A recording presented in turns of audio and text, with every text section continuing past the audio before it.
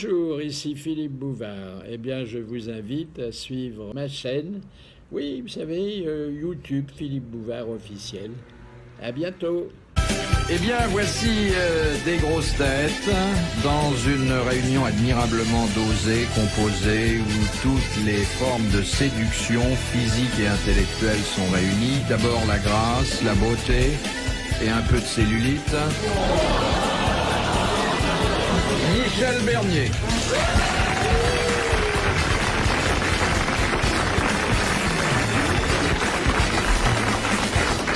Qu'est-ce qui vous a indisposé, si je puis dire, la grâce, la beauté, la cellulite? Oui.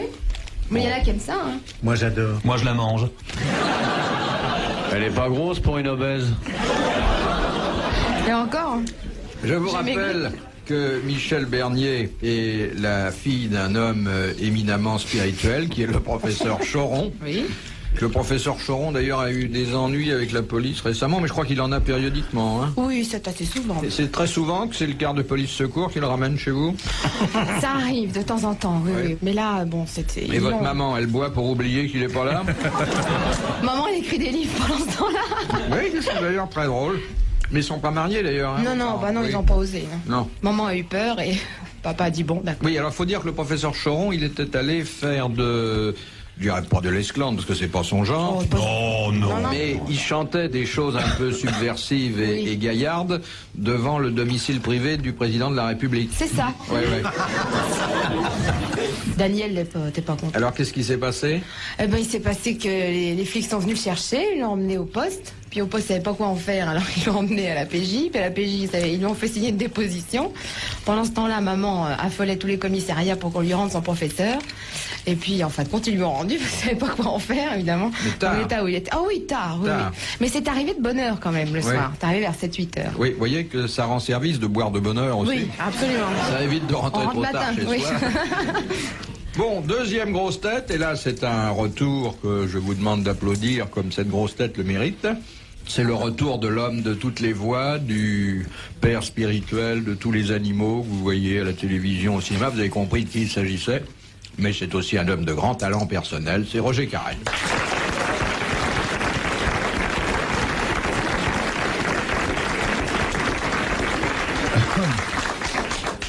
À côté de Roger Carrel, qui a toutes les voix dans son gosier, un homme qui a tous les chanteurs et tous les auteurs de chansons dans sa guitare, Charles Level.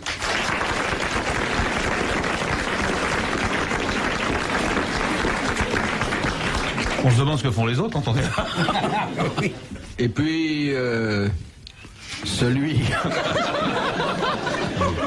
que tous les remorqueurs d'épave connaissent bien, dont ils suivent avec passion la carrière et surtout les traversées. Il est nul. L'amiral, le vicomte, notre aristocrate, notre maître à tous, notre phénomène, n'ayons pas peur des mots, Olivier de Kersauzon.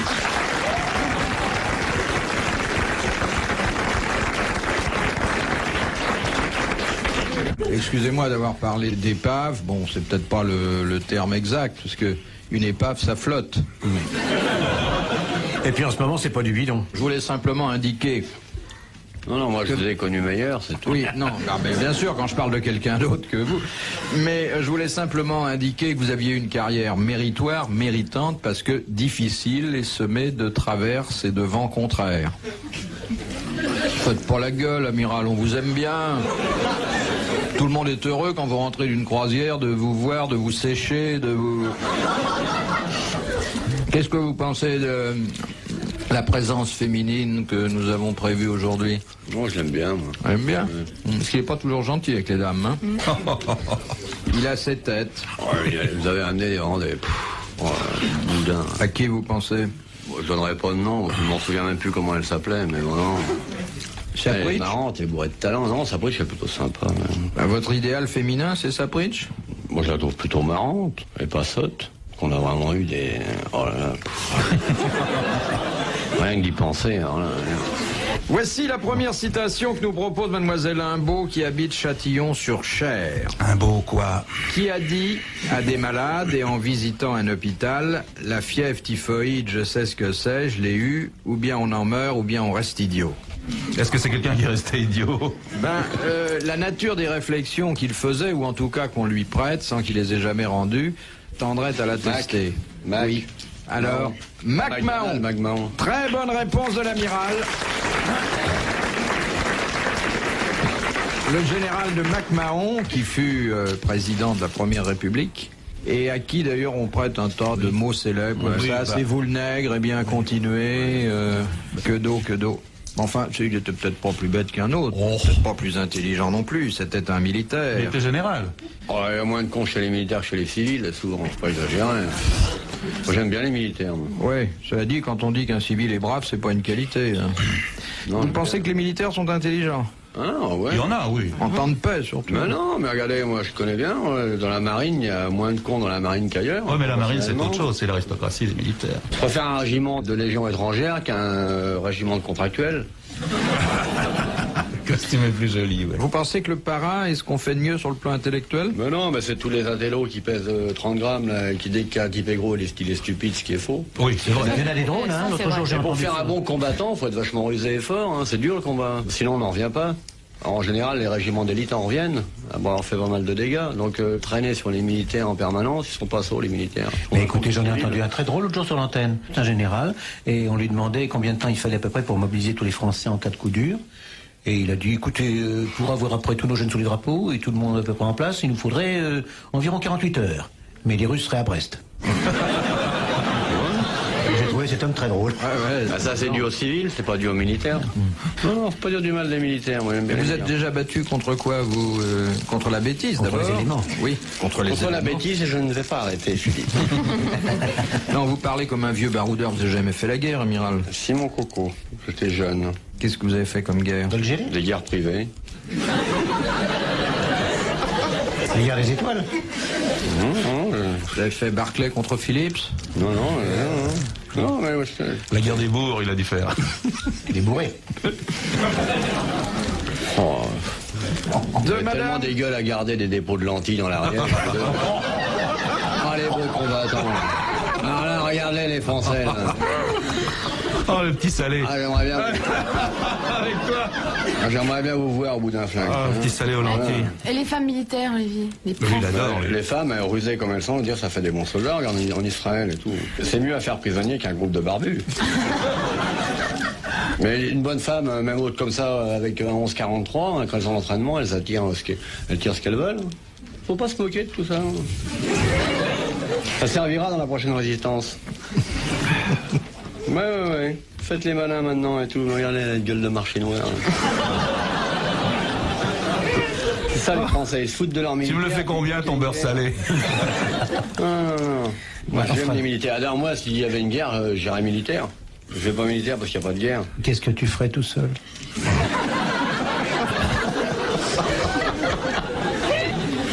Est-ce que les autres n'iront pas?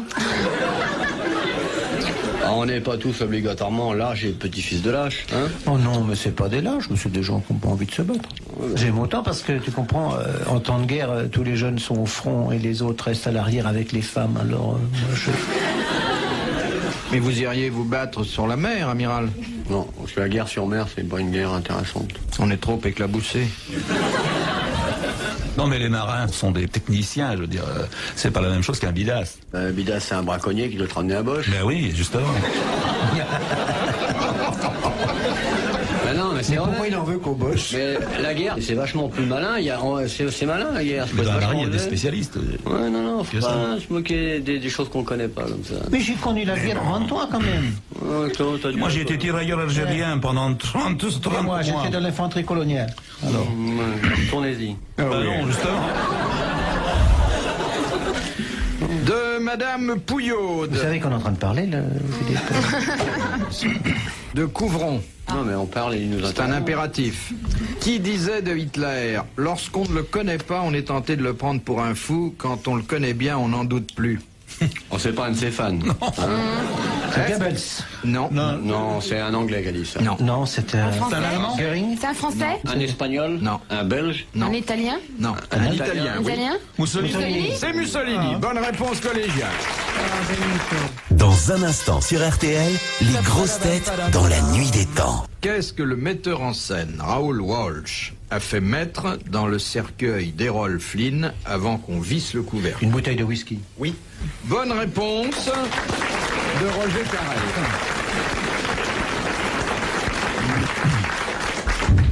Alors ça m'amène à vous demander ce que les uns et les autres vous souhaiteriez qu'on mette dans les mêmes circonstances, le plus tard possible, bien sûr. Amiral, qu'est-ce qu'on mettrait dans votre...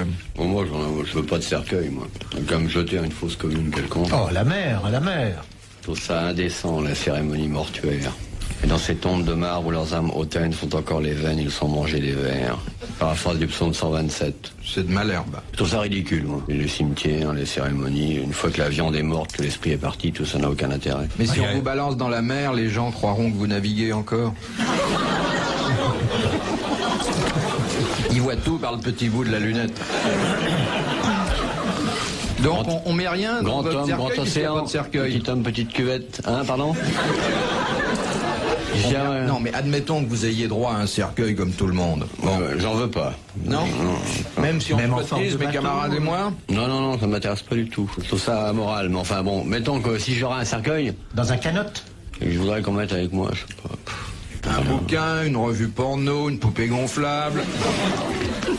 J'ai jamais pensé à ça. Non, mais peut-être qu'après vous changeriez. Ce qu'on n'a pas pu faire de son vivant, on essaie de le faire après parfois, non? Bon. Et vous, Charles Level? Moi, dans mon cercueil, je voudrais qu'on mette moi. Oui.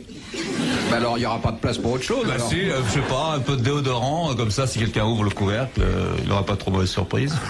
Et vous, Roger? Moi, je voudrais pas que ça lui fasse de la peine, mais j'aurais bien qu'on mette ma voisine. Faudrait que ça soit un grand, alors. Oh, je veux bien y aller, moi. Bon, Michel Bernier est trop jeune, trop charmante, trop vivante pour qu'elle ait pu réfléchir à ce genre de Oh, problème. ça, alors vraiment. Et vous, mon fifi chéri, qu'est-ce que vous voudriez dans votre cercueil? François Giroud. À part votre bonnet de Mickey, une vraie feuille D'abord, du bois de Boulogne et... je voudrais mes bas à résille. Le costume de Mickey. Oui. Sans fouet. Non, Fouet? Non, pas de j'ai fouet. plus de fouet. Martinet. Qu'est-ce qu'on pourrait mettre? Bah, je sais pas, comme je voudrais pas Il y a de la place, hein. Non, mais je veux pas alourdir ceux qui me porteront à ma dernière demeure, alors je mettrai dans le cercueil les œuvres complètes de l'amiral. Eh bien, écoutez, dès maintenant, j'irai moi-même vous mettre au trou. Si Dieu me prête vie, ça c'est un truc qui m'amuserait. Parce qu'il n'y aura pas de cercueil, vous serez juste une valise avec une poignée. Et jetez la tâche équelle dans le trou, et hop! Un carton à chaussures suffirait. Et d'ailleurs, pourquoi un carton? Vous vissez les poignets directement? Oui.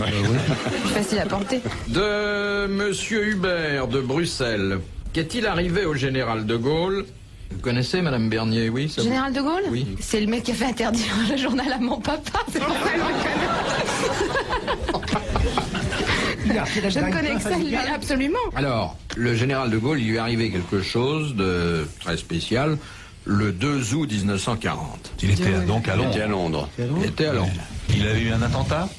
Un problème de santé? Non. C'est quelque chose de radiophonique. Non. Ah non, l'appel du 18 juin. Non, mais je veux dire, ça c'était s'est passé pendant ses appels à la radio, Non. ces discours. Ah non, C'est un truc de vie quotidienne? non, c'est Ça tellement... lui est arrivé dans la rue? Non, mais je veux dire que dans une existence d'homme, d'abord ça se produit pas souvent, Dieu merci, et en plus on s'en souvient, ça marque. Il a eu une apparition. Non, Jeanne d'Arc n'était pas à Londres. C'est quelque à ce chose moment-là. d'ordre physique, Ça aurait pu être quelque chose C'est qui physiquement... accidentel, ou bien c'est quelque chose qui arrive à tout le monde? Non, j'ai dit que c'était très... Il a été renversé par une voiture. Non. Un autobus, un cheval, un lapin de Garenne. Il a grandi. Ça a été quelque chose d'ordre militaire. Il a été nommé général. Il a été condamné à mort. Il a été condamné à mort par le régime par Vichy. Vichy. Il Ah, était oui. par là, et c'était une juridiction militaire. Bonne réponse. Bonne réponse de l'amiral. L'amiral Darlan. Philippe Bouvard sur RTL, 4h, 4h30, les grosses têtes dans la nuit des temps. Les grosses têtes dans la nuit des temps, en mars 1984, autour de Philippe Bouvard, Michel Bernier, Olivier de Kersauzon, Charles Level et Roger Carrel. Madame Bouteiller, qui habite Sarcelles. Une question pour l'amiral. Vous savez que la mère Bouteiller, On connaît la mer des Sargasses. la grand-mère de Madame Je Bouteiller. la connais pas. Mais qu'est-ce que c'est qu'une sargasse? Une sargasse, c'est une algue. C'est un poisson, c'est une algue. C'est une algue. Ouais. Une Enfin, algue qui est très grande. Non, c'est pas... Ça peut entraver la circulation, gêner la circulation Parce qu'elles sont maritime. en nappe. Oui. Et une sargasse, c'est grand comme ma main et ça ressemble à... L'anémone de mer, un truc comme ça. Non, ça ressemblerait à... C'est grand comme votre main, mais plus propre. Hein. Mais vous avez plus chance de prendre ma main sur la gueule qu'une sargasse. Bonne réponse, double bonne réponse de l'amiral.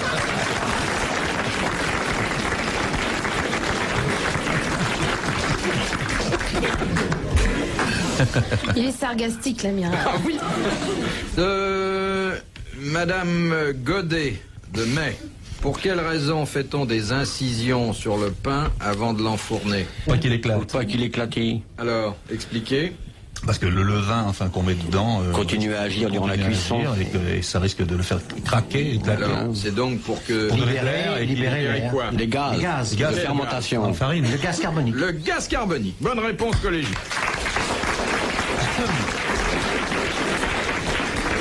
Si on ne faisait pas ça, le pain, il vous éclaterait à la figure chaque fois que vous coupez une tranche. Bon, ça sera pas la première fois. D'où l'expression prendre un pain dans la gueule. Lâcher l'animal, là. Je vois bien qu'il est contrarié aujourd'hui. Oui, c'est drôle, hein? Bon, je mets une jolie personne dans son axe de vision, enfin l'œil gauche. Mais heureusement qu'elle est là, qu'il y a quelque chose d'agréable dans cette table. Stranger in the night. Qu'est-ce que vous pensez de l'amiral physiquement, Michel Bernier? Ben, je dirais que c'était un fort bel homme. Oui? Oui, oui, oui. Qu'est-ce qui vous plaît le plus en lui? Oh, il y a des yeux splendides, Oui. bleus. Très délavé, hein? On sent que la mer est montée délavé. souvent jusqu'à ses paupières. Le bleu outre-mer. Et le reste, vous plaît, là? Ben, j'ai pas tout vu encore. Par exemple, non, mais ce qui est visible à l'œil nu. Sa coupe de cheveux, c'est intéressant, non? Bon, oui, c'est une coupe de cheveux pour marin, je sais pas. Ou au Ça cédar. évite d'avoir les cheveux dans les yeux, Ouais, quoi. moi, je préfère ma coupe de cheveux que votre moumoute acrylique.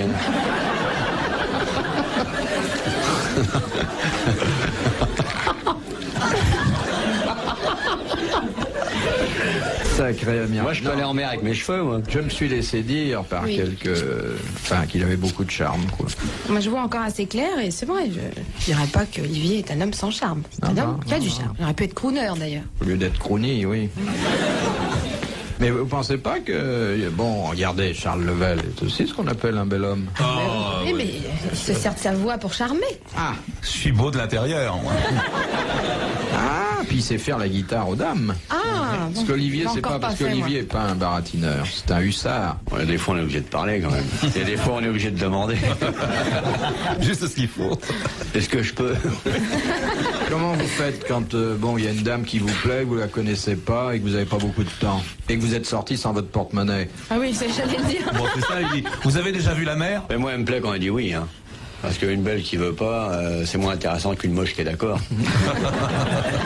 Faut être réaliste, hein.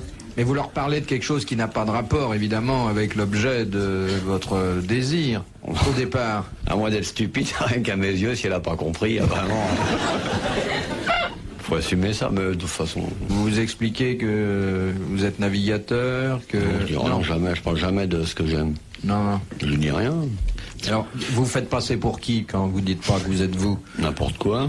Oui. Fou, je la flatte d'abord, faut les flatter. Alors, qu'est-ce que vous lui dites? J'essaie de trouver un truc, j'invente, ça dépend du morceau qui est devant. On n'assaisonne pas n'importe quoi avec n'importe quoi. Pour que ça soit bien, il faut trouver la bonne sauce, quoi. Enfin, vous lui dites pas que vous aimez son sourire, c'est là un bec de lièvre. Non, je lui dis que cette forme de bouche originale n'a pas une certaine séduction pour un esprit curieux.